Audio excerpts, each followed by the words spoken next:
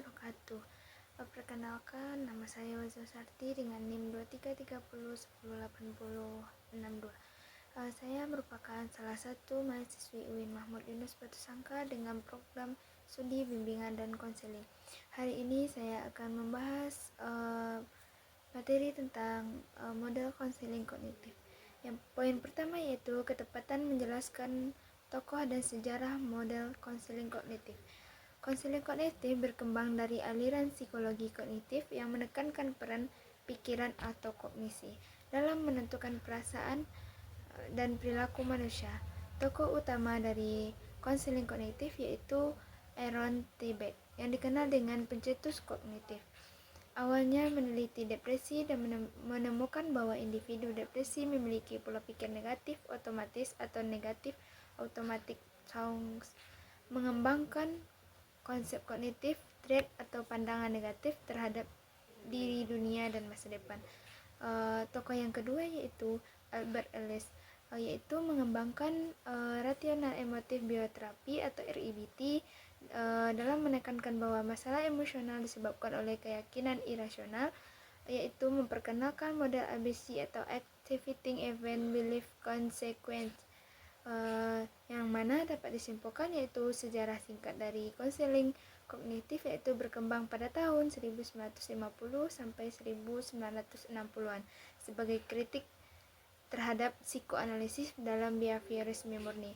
Konseling kognitif kemudian berkembang menjadi Cognitive Behavioral Therapy atau CBT yang menggabungkan aspek kognitif dan perilaku. Saat ini banyak digunakan dalam setting pendidikan klinis dan konseling individu. Poin yang kedua yaitu ketepatan menjelaskan konsep kognitif. Konsep dasar konseling kognitif yang pertama adanya pikiran yaitu mempengaruhi perasaan dan perilaku seseorang. Beberapa konsep utama yaitu yang pertama yaitu kognitif atau pikiran meliputi keyakinan, asumsi, sikap, dan interpretasi individu terhadap suatu peristiwa. Yang kedua yaitu pikiran otomatis atau automatic thought, yaitu pikiran yang muncul spontan sering tidak disadari dan biasanya bersifat negatif atau tidak rasional. Dan yang ketiga yaitu keyakinan atau core belief, yaitu keyakinan mendalam tentang diri sendiri, orang lain, dan dunia, misalnya saya tidak berharga. Dan yang keempat yaitu distorsi kognitif, yaitu kesalahan berpikir seperti generalisasi berlebihan, berpikir hitam putih, dan catastrophizing. Konseling kognitif berfokus pada mengidentifikasi, menantang, dan mengubah pola pikir dan tidak rasional menjadi realistis dan adaptif. Poin yang ketiga yaitu ketepatan menjelaskan tujuan, prosedur, dan teknik konseling kognitif. Yang pertama adanya tujuan konseling kognitif, yaitu membantu klien mengenali pola pikir yang keliru atau irasional. Dan yang kedua yaitu mengubah cara berpikir negatif menjadi lebih rasional dan positif. Dan yang ketiga yaitu mengurangi masalah emosional, yaitu cemas, depresi, atau marah. Dan yang ketiga yaitu meningkatkan kemampuan pemecahan masalah dan penyelesaian diri. Poin yang keduanya yaitu prosedur konseling kognitif. Yang pertama yaitu assessment dan identifikasi masalah.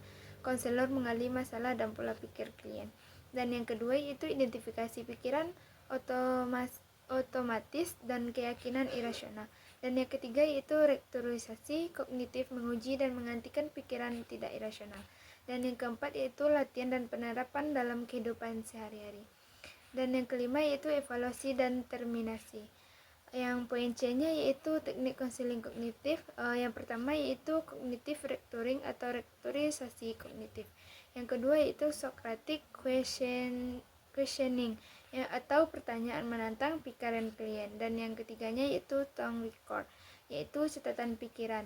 Dan adanya disputing irrational belief dan Hemworth assessment. Dan yang terakhir yaitu behavioral experiment. Sekian materi tentang konseling kognitif. Sekian dari saya. Terima kasih. Jika ada kekurangan, assalamualaikum warahmatullahi wabarakatuh.